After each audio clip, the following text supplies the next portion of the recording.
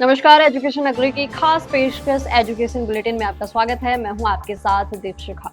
चलिए रुक करते हैं शिक्षा जगत से जुड़ी बड़ी खबरों की ओर।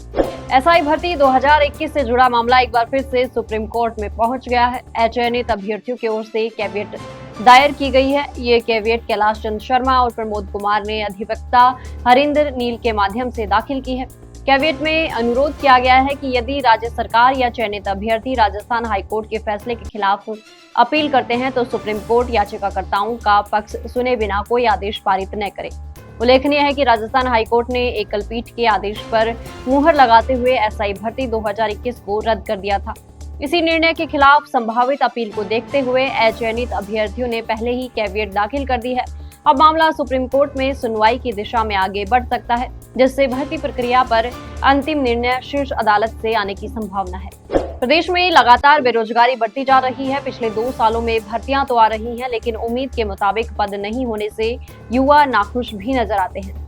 इसी बीच माध्यमिक शिक्षा से निकली खबर के बाद एक बार फिर से भर्ती प्रक्रिया की धीमी चाल पर बड़े सवाल खड़े हो गए हैं। आपको बता दें कि माध्यमिक शिक्षा विभाग में इस समय करीब 1,24,000 पद खाली चल रहे हैं, जिसमें प्रिंसिपल के 5,945, व्याख्यातक के 20,516 और वरिष्ठ अध्यापक के 43,169 पद हैं। वहीं तृतीय श्रेणी शारीरिक शिक्षक, प्रयोगशाला सहायक व अन्य श्रेणी में भी हजारों पद खाली पड़े हैं। इन पदों का आंकड़ा जारी होने के बाद एक बार फिर से युवाओं ने सरकार से भर्तियों की मांग तेज कर दी है। वहीं बेरोजगार यूनियन अध्यक्ष हनुमान किसान ने भुजनलाल सरकार से मांग की है कि जल्द से जल्द भर्तियां निकालते हुए इन पदों को भरते हुए युवाओं को राहत देनी चाहिए। राजस्थान लोक सेवा ने उपनिरीक्षक एवं प्लाटून कमांडर संयुक्त प्रतियोगी परीक्षा 2025 की प्रश्न पत्र प्रथम एवं द्वितीय की मॉडल उत्तर कुंजियां जारी कर दी है। ये परीक्षा 5 व 6 अप्रैल 2026 को आयोजित की गई थी। अभ्यर्थी आयोग की आधिकारिक वेबसाइट पर मॉडल उत्तर कुंजी देख सकते हैं। आयोग सचिव के अनुसार अभ्यर्थी 8 से 10 अप्रैल 2026 रात्रि 12 बजे तक ऑनलाइन आपत्तियां दर्ज करवा सकेंगे। आपत्तियां केवल एसएसओ पोर्टल के माध्यम से ही स्वीकार की जाएंगी। प्रत्येक प्रश्न पर आपत्ति दर्ज करवाने के लिए 100 रुपए शुल्क निर्धारित किया गया है, जो ई मित्र या ऑनलाइन पेमेंट गेटवे से जमा किया जा सकता है। आयोग ने स्पष्ट किया कि आपत्तियां प्रमाणित पुस्तकों के आधार सहित ही स्वीकार होंगी। बिना प्रमाण के आपत्तियों पर विचार नहीं किया जाएगा। निर्धारित अवधि के बाद लिंक निष्क्रिय हो जाएगा और अन्य माध्यम से भेजी गई आपत्तियां मान्य नहीं होंगी।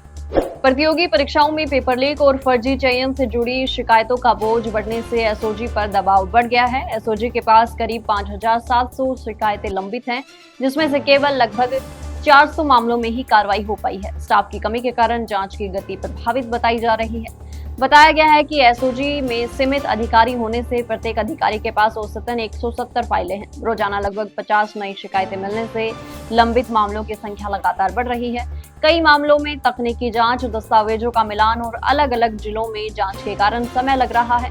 पेपर लीक मामलों में जीरो टॉलरेंस का दावा किया गया है, लेकिन संसाधनों की कमी के चलते कार्रवाई अपेक्षित गति से नहीं हो पा रही। विशेषज्ञों का मानना है कि जांच तेज करने के लिए अतिरिक्त स्टाफ और संसाधन उपलब्ध करवाना आवश्यक है।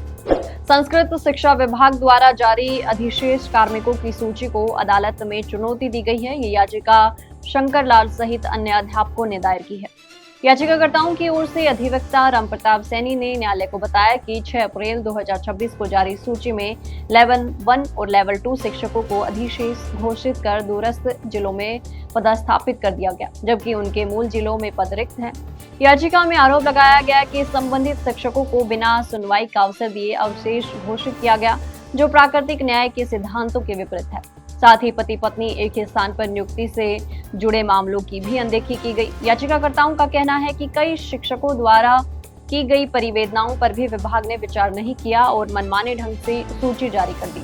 मामलों में अधिवक्ता रामप्रताप सैनी ने न्यायालय से अधिशेष सूची को निरस्त करने की मांग करने की बात कही। तो ये थी शिक्षा जगत से जुड़ी बड़ी खबरें। कल फिर आपके साथ रूबरू होंगे, तब तक के लिए नमस्कार।